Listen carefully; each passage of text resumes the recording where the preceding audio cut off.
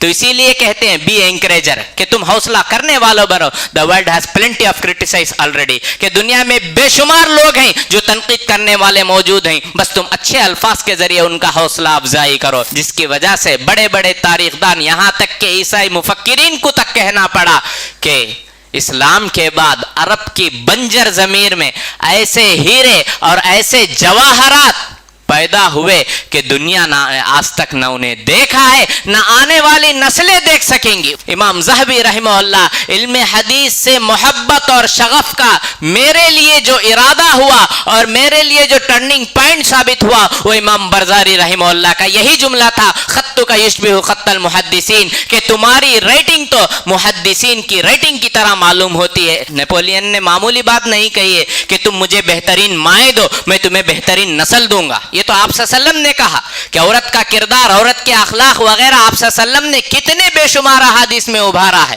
کہ وہی سے اصل تربیت ہوتی ہے. یہ تو کہاں کی بات ہے, تربیت میں ہم برابر ہونا ہے. بچے وہ نہیں سیکھتے جو ہم سکھاتے ہیں, بچے وہ سیکھتے ہیں جو بڑوں کو کرتے ہوئے دیکھتے ہیں. ابھی تو اس کی عمر ہی کہاں ہے سیکھنے کی, تھوڑا بڑا ہونے دو سیکھ جائے گا. بڑا ہونے کے بعد درخت پختہ ہوتا ہے, اس کے بعد اس پر ہمارا قابو نہیں رہتا, پھر اس کے بعد واولے, شکوے, شکایتیں, خون کے آنسو کہ میرا بچہ میری بات نہیں سنتا, میرا بچہ میرا خیال نہیں بنتا, میں سمجھتا تھا کہ وہ بڑھاپے کا سہارا بنے گا, وہ تو جوانی میں ہی چھوڑ گیا.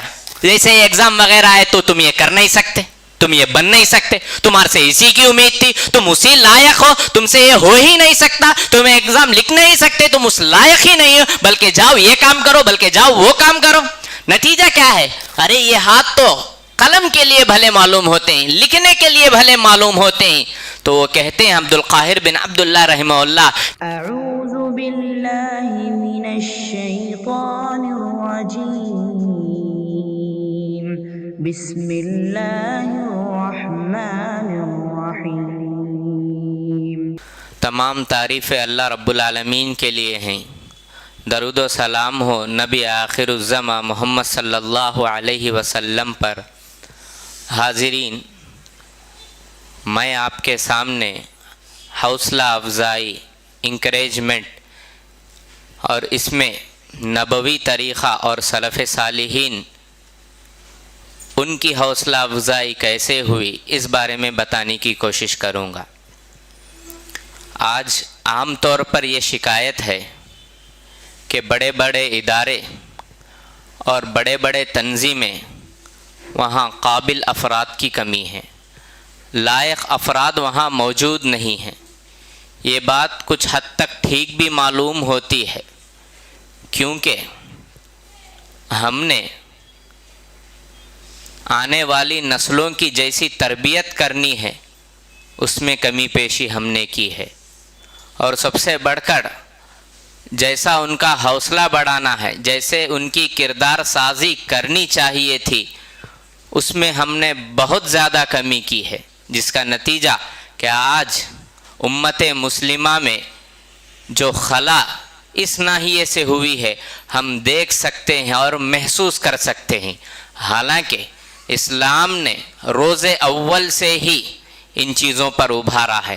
آپ صلی اللہ علیہ وسلم نے اپنے کردار, اخلاق کے ذریعے نہ صرف یہ کہ دعوت اور دین یا اس کی ذمہ داری کو نبھائی, بلکہ ان ساری چیزوں پر بھی توجہ دی, جس کا نتیجہ کہ آپ کے پاس آنے والا اور ہر ملاقات کرنے والا یہی سمجھتا کہ آپ سب سے زیادہ مجھ سے محبت کرتے ہیں, آپ سب سے زیادہ مجھے چاہتے ہیں, آپ سب سے زیادہ میرا خیال رکھتے ہیں. ہر ملنے والا آپ صلی اللہ علیہ وسلم سے وہ یہی محسوس کرتا کہ سب سے زیادہ آپ میرا خیال رکھتے ہیں, سب سے زیادہ آپ صلی اللہ علیہ وسلم مجھ سے محبت کرتے ہیں.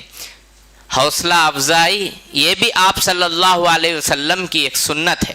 میں بتاتا چلوں واقعات کی روشنی میں کہ آپ صلی اللہ علیہ وسلم نے کیسے حوصلہ افزائی کے ذریعے ایک ٹیم تیار کی.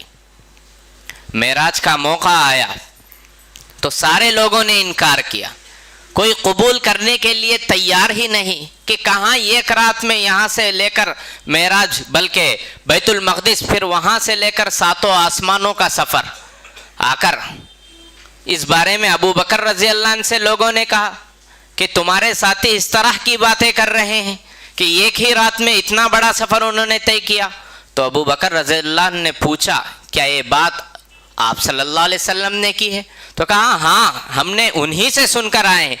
تو آپ رضی اللہ عنہ نے پورے یقین اور اعتماد کے ساتھ اس کی تصدیق کی کہ اگر آپ صلی اللہ علیہ وسلم نے یہ بات کہی ہے تو وہ 100% صحیح ہے، جس کے اعزاز میں آپ صلی اللہ علیہ وسلم نے انہیں صدیق کا لقب عطا کیا، جو رہتی دنیا تک کے لیے ان کے نام کے ساتھ جڑا ہوا ہے۔ خلیفہ ثانی عمر بن خطاب رضی اللہ عنہ جب ایمان قبول کیے، اسلام لے آئے، تو اس وقت مسلمان چھپ کر نماز پڑھتے تھے، چھپ کر عبادت کرتے تھے۔ وہ آئے، آ کر کہا کیا ہمارا دین حق نہیں ہے؟ کیا ہم حق پر نہیں ہیں؟ چلو علانیہ نماز پڑھتے ہیں۔ تو پہلی مرتبہ صحابہ کرام نے خانہ کعبہ میں علانیہ نماز ادا کی، علانیہ عبادت کی، جس کے اعزاز میں آپ صلی اللہ علیہ وسلم نے انہیں فاروق کا لقب عطا کیا، یعنی حق اور باطل کے درمیان فرق کرنے والا، تمیز کرنے والا۔ چنانچہ دنیا نے دیکھا اور محسوس بھی کیا کہ کیسے وہ اس معنوی معنی اور فاروق کے معنوی اثرات بکھیرتے رہے، کہ آج بھی تاریخ گواہ ہے کہ عدل و انصاف کے واقعات اگر پڑھنا ہے تو عمر بن خطاب رضی اللہ عنہ کے دور کو پڑھ لینا ہے کہ کیسے انہوں نے کیا ہے۔ اور اسی دور اندیشی کے خاطر آپ صلی اللہ علیہ وسلم نے ان کے لیے کہا لو کان بعدی نبی لکان عمر، رواہ الترمذی، کہ اگر میرے بعد کوئی نبی ہوتا تو آپ صلی اللہ علیہ وسلم نے کہا کہ وہ عمر ہوتے۔ ان کے لیے اتنا بڑا اعزاز تھا کہ ان کے معنوی اثرات ویسے تھے۔ عبداللہ بن مسعود رضی اللہ عنہ کے بارے میں آتا ہے کہ آپ صلی اللہ علیہ وسلم نے انہیں قرآن کی تلاوت کا حکم دیا، اگرچہ کہ قرآن آپ صلی اللہ علیہ وسلم پر نازل ہوا، معنی مفہوم وغیرہ آپ اچھے طریقے سے ادا کر سکتے تھے، پڑھ سکتے تھے، تلاوت کر سکتے تھے۔ اسی چیز کا نتیجہ کہ وہ آگے چل کر نہ صرف یہ کہ فقیہ بلکہ فقیہ الامہ کہلائے، بخاری کی روایت ہے 4580 پر 2۔ اسی طرح آپ صلی اللہ علیہ وسلم نے حضرت سلمان فارسی رضی اللہ عنہ کے لیے کہا سلمان منا اہل البیت، مستدرک حاکم کی روایت ہے 6040 پر 1۔ اے سلمان کون ہیں؟ وہ تو ہم میں سے ہیں اور ہمارے گھر والوں کی طرح ہیں۔ چنانچہ اسی کا نتیجہ کہ جب غزوہ خیبر کا موقع آیا تو آپ صلی اللہ علیہ وسلم کو انہوں نے ہی مشورہ دیا کہ اب اگر خندق کی جو جنگ لڑنی ہے، اگر وہ جنگ اگر لڑی جائے تو ہمارے پاس تعداد بھی کم ہے، ہتھیار بھی کم ہے، اس کے لیے یہ کیا جائے کہ اطراف میں بارڈر میں خندق کھود دیا جائے، گڑھا کھود دیا جائے۔ آج بھی ہم اگر زیارت کریں گے تو دیکھ سکتے ہیں کہ اس کے کچھ اثرات ہیں۔ یہ آپ صلی اللہ علیہ وسلم کی حوصلہ افزائی کا نتیجہ۔ اسامہ بن زید رضی اللہ عنہ کو عین جوانی میں، کہ اس وقت بڑے بڑے صحابہ کرام موجود ہیں، بڑے بڑے صحابہ کرام موجود ہیں، اس وقت آپ صلی اللہ علیہ وسلم نے انہیں لشکر کا کمانڈر مقرر کیا، لشکر کا سردار مقرر کیا اور ان کی حوصلہ افزائی کی۔ چنانچہ بعد کی جنگوں میں دنیا نے دیکھا کہ کیسے ان کی مجاہدانہ صلاحیتیں آگے بڑھی اور پرکھی ہیں۔ اسی طرح ابو عبیدہ بن جراح رضی اللہ عنہ کے بارے میں آتا ہے کہ آپ صلی اللہ علیہ وسلم نے ان سے کہا امین هذه الامہ، بخاری کی روایت ہے کہ یہ اس امت کے امین ہیں، یہ اس امت کے سردار ہیں۔ جیسے ہی پہلی صلیبی جنگ مسلمانوں اور عیسائیوں کے درمیان ہوئی، جس کو ہم یرموک کہتے ہیں، کہ مسلمانوں کا لشکر ہزاروں میں 30-40 ہزار اور ادھر لاکھوں کا لشکر ہے، لیکن چنانچہ دنیا نے دیکھا کہ کیسے مسلمانوں کو فتح حاصل ہوئی اور کیسے عیسائی پسوا ہوئے۔ پہلی جنگ صلیبی جنگ کے نام سے آج تک بھی تاریخ نے اس کو یاد رکھا ہے، کہ بخاری کی روایت ہے 4380 پر 6 روایت نمبر۔ حضرت معاذ ابن جبل رضی اللہ عنہ کے بارے میں آپ صلی اللہ علیہ وسلم نے فرمایا اعلمہم بالحلال والحرام معاذ ابن جبل، کہ حلال و حرام کا سب سے زیادہ علم رکھنے والے معاذ ابن جبل ہیں۔ ترمذی کی روایت ہے 3790 کہ چنانچہ آپ صلی اللہ علیہ وسلم کی موجودگی میں معاذ بن جبل رضی اللہ عنہ فتاوے دیا کرتے تھے۔ زبیر بن عوام رضی اللہ عنہ کے بارے میں آپ صلی اللہ علیہ وسلم نے کہا ان لکل نبی حواریا وحواری زبیر، یہ بھی بخاری کی روایت ہے کہ ہر امت کے لیے ایک امین، ایک معاون، ایک مددگار ہوتا ہے۔ میرے لیے معاون زبیر رضی اللہ عنہ ہے۔ उताब इब्न उसैद रजी अल्लाह अन्हु को ऐन जवानी में अभी 17-20 साल की उम्र में उन्हें मक्के का वाली और गवर्नर बनाकर उनकी जो कायदाना सलाहियतें थी उनको एजाज बख्शा। ये शेर आलम नुबला जिल्द 1 में ये चीज़, ये रिवायत इस हवाले के साथ मनकूल है। हैते हुज़ैफा बिन यमान रज़ी अल्लाह अन्हु को आपने राजदार का लक़ब अता किया। चुनांचे हैते उमर बिन खत्ताब रज़ी अल्लाह अन्हु के बारे में आता है, जब कभी किसी जनाजे में शिरकत करनी हो तो देखते कि वहां पर हुज़ैफा हैं या ना ही, क्योंकि मुनाफिकीन की पूरी फहरिस्त आप सल्लल्लाहु अलैहि वसल्लम ने हज़रत हुज़ैफा रज़ी अल्लाह अन्हु को बताई थी।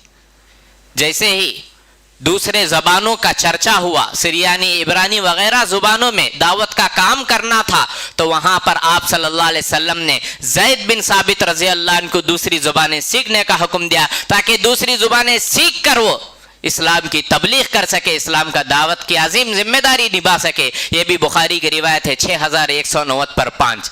और इसी तरह आप सल्लल्लाहु अलैहि वसल्लम ने हौसला अफजाई के जरिए कातिबीन वही की एक मुस्तकिल टीम तैयार की कि उनकी जिम्मेदारी ही थी कि वही की किताबत करना है।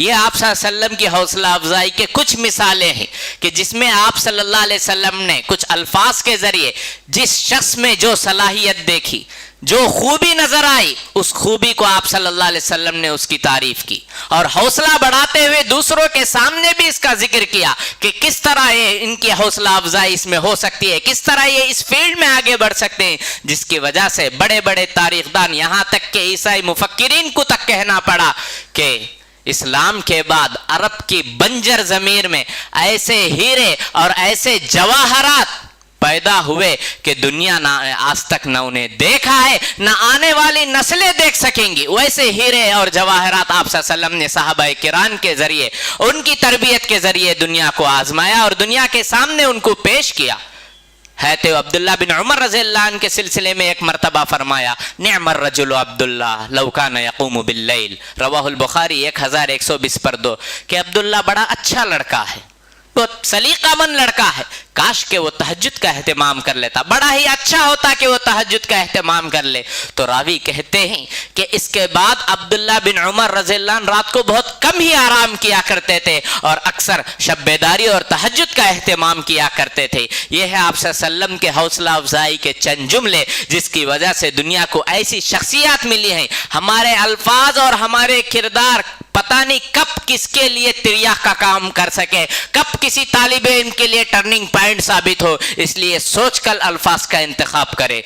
सलफ में भी इस तरह की चीज़ें मशहूर हैं। इमाम बुखारी रहिमहुल्लाह के बारे में आता है, जब वो इसहाक इब्न राहवे रहिमहुल्लाह के दर्स में मौजूद थे तो किसी ने उनसे कहा, लौ जमातुम किताबन मुख्तसरन लिसुननिन नबी, कि काश कोई तुम में से सुनन नबी पर, नबी करीम सल्लल्लाहु अलैहि वसल्लम की सुन्नतों पर मुख्तसर किताब लिख दे तो बहुत बेहतर होता। फवक़अतु ज़ालिका फ़ी क़ल्बी, इमाम बुखारी रहिमहुल्लाह कहते हैं कि ये बात मेरे दिल में बैठ गई। उसके बाद मैंने अहादीस को जमा करना शुरू किया, लिखना शुरू किया, जो आगे चलकर असहुल किताब बाद किताबिल्लाह अस्सहीह लिल बुखारी के नाम से मशहूर है, जिसके एतमाद पर, जिसकी सच्चाई पर सारी दुनिया उसको तस्लीम करती है, कबूल करती है। इमाम बुखारी रहमहुल्लाह की सहीह लिल बुखारी रहमहुल्लाह, ये बस उनके साथियों के कुछ जुमले थे। लो जमाअतुम किताबन मुख्तसरन लिसुननिन नबी, तारीख बगदाद जिल्द 2 सफ़ा नंबर 8 में यह वाक़या मनक़ूल है।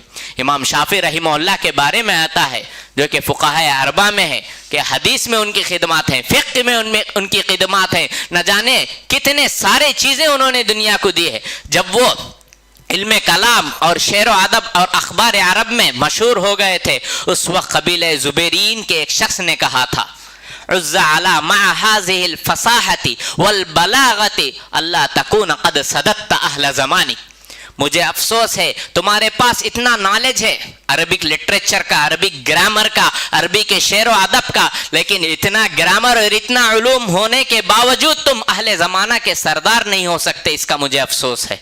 तो इमाम शाफ़ी रहमहुल्लाह ने कहा, मन बक़िया, कि कौन बाकी हैं जिनका मैं कस्द करूं, जिनके पास मैं तालीम हासिल करूं? तो वो कहते हैं मालिक बिन अनस, कि मालिक बिन अनस रज़ी अल्लाहु अन्हु बाकी हैं। तो ये कहते हैं इमाम शाफी, मैंने 19 रातों में इमाम मालिक रहिमहुल्लाह की मुअत्ता मैंने याद की, फिर उनके दर्स में शरीक हुआ। तरतीबुल मदारिक क़ाज़ी अयाज़ रहिमहुल्लाह की किताब में यह वाक़या जिल्द नंबर 3 सफ़ा 170 पर 6 में मनक़ूल है। इसी तरह سیر و اعلام النبلاء میں صفحہ جلد 20 میں یہ واقعہ منقول ہے کہ عبد القاہر بن عبداللہ رحمہ اللہ بھوک کی وجہ سے اور پیٹ کی تکلیف اور بھوک کی وجہ سے وہ روزگاری کی تلاش میں نکلتے ہیں.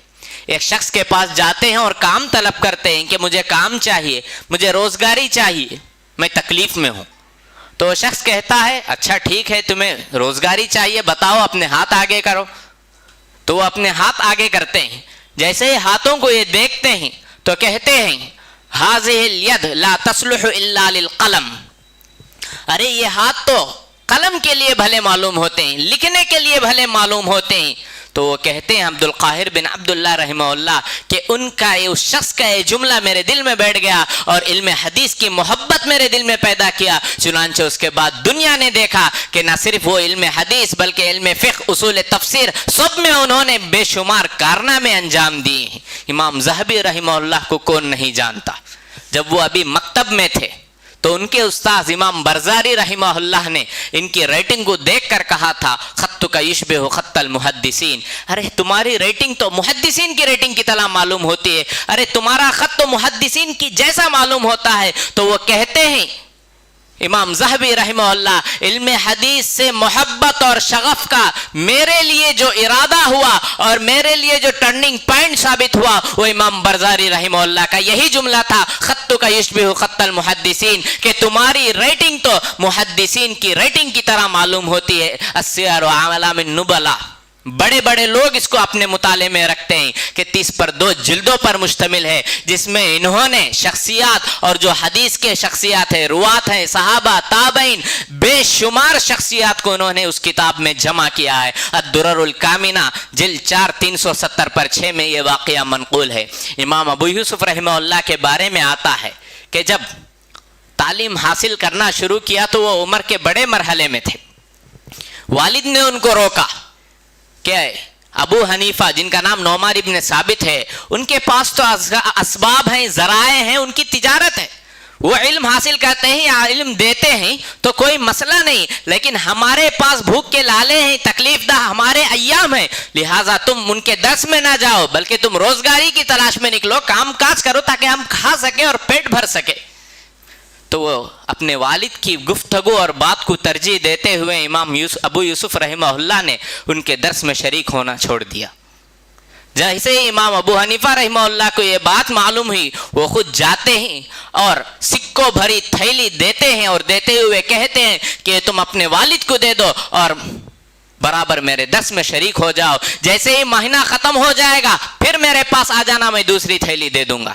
اسی کا نتیجہ کہ جیسے ہی ہارون رشید کے زمانے میں چیف جسٹس کا جو عہدہ تھا وہ قاضی ابو یوسف انہی کے نام سے مشہور ہے کہ یہی تھے جو چیف جسٹس اور چیف قاضی کہلائے تھے. امام احمد بن حنبل رحمہ اللہ ان کے بارے میں کہتے ہیں کہ جب کبھی میں کوئی حدیث لکھتا اس کی املا کے لیے پہلے امام ابو یوسف رحمہ اللہ کا رخ کیا کرتا تھا.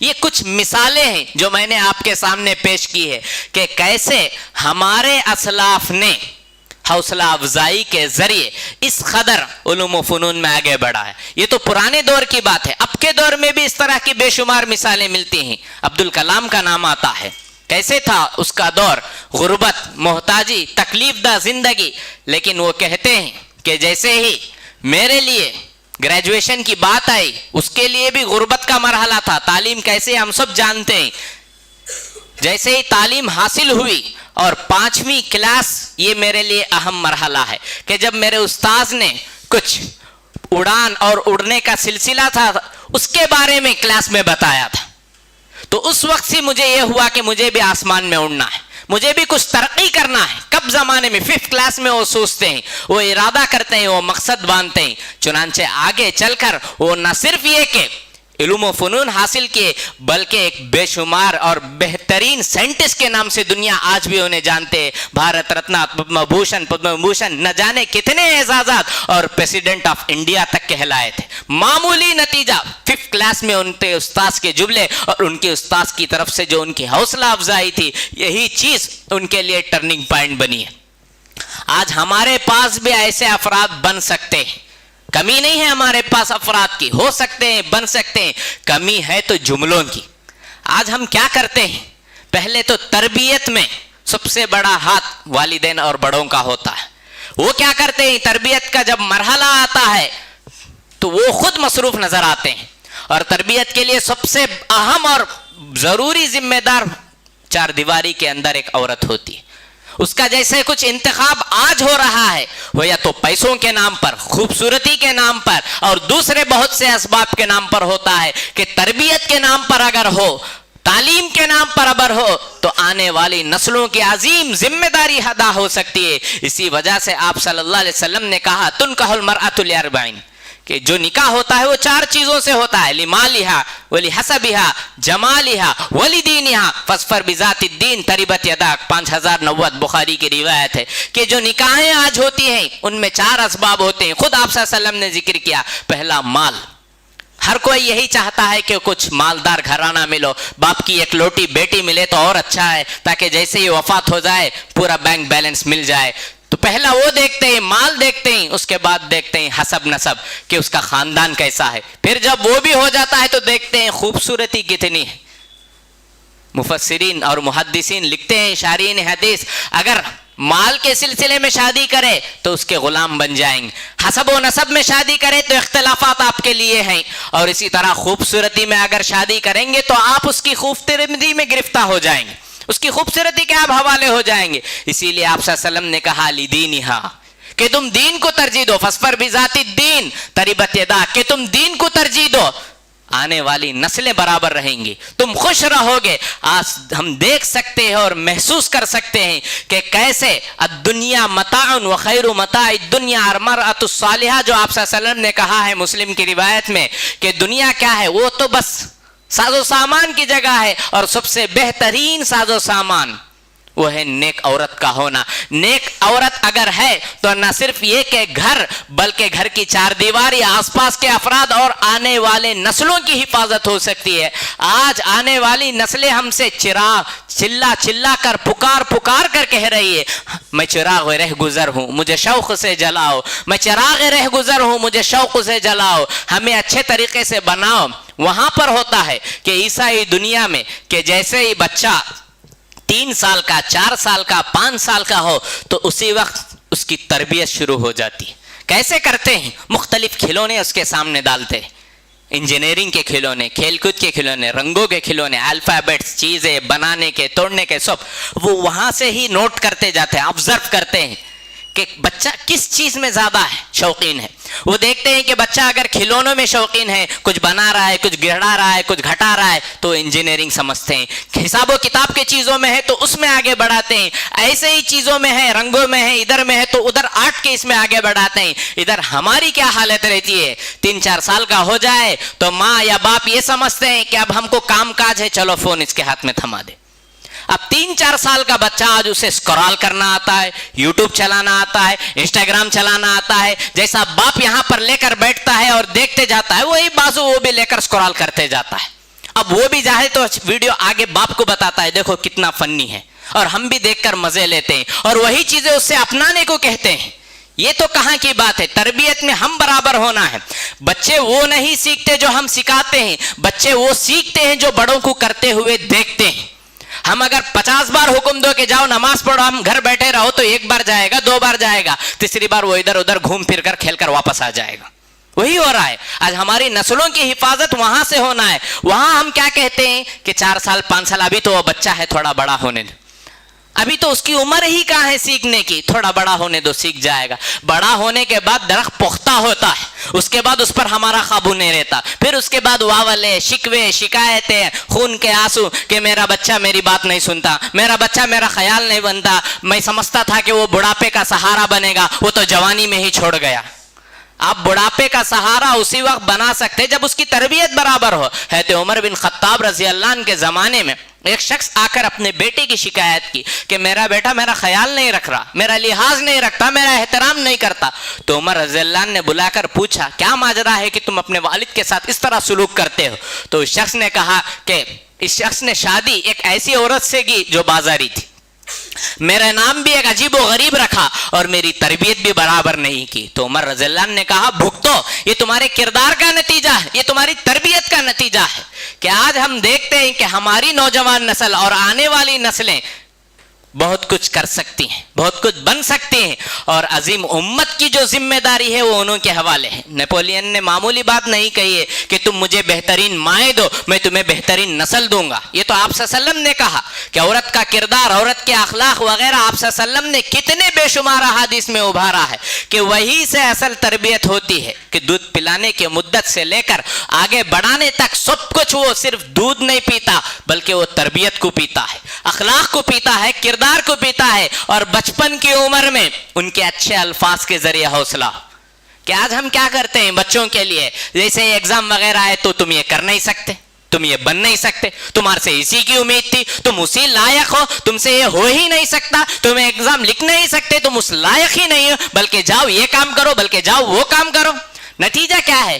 وہ اسی عمر سے اپنے اندر وہ سمجھ لیتا ہے کہ شاید میں وہ کر نہیں سکتا، شاید میں وہ بن نہیں سکتا، شاید میرے اندر وہ قابلیت اور ایبیلٹی اور صلاحیت نہیں ہے کہ میں وہ ایگزام کریک کر سکوں، میں وہ ایگزام لکھ سکوں۔ ارے امید تو کر کو دیکھو، دنیا تو امید پر قائم ہے، کوشش کرنا ہے بس اچھے الفاظ کے ذریعے، ہمارا انہیں رٹاتا تو نہیں ہے بٹھا کر، بس اچھے الفاظ کے ذریعے ان کا حوصلہ بڑھانا ہے کہ تم یہ کر سکتے ہو، تم یہ بن سکتے ہو، تم سے یہ ہو سکتا ہے، تم اس قابل ہو۔ قوم مذہب سے ہے، مذہب جو نہیں تم بھی نہیں، جذب باہم جو نہیں محفل انجم بھی نہیں۔ ایک دوسرے کی حوصلہ افزائی سے ہی ہم آگے بڑھ سکتے ہیں اور آگے بڑھا سکتے ہیں۔ نتیجہ کیا ہوگا؟ وہ سمجھے گا کچھ نہ کچھ، چلو بھائی میرے والدین کی امیدیں تو مجھ سے جڑی ہوئی ہیں، میں کوشش کر لیتا ہوں، کوشش کرنے میں کیا حرج ہے، وہ کوشش کرے گا۔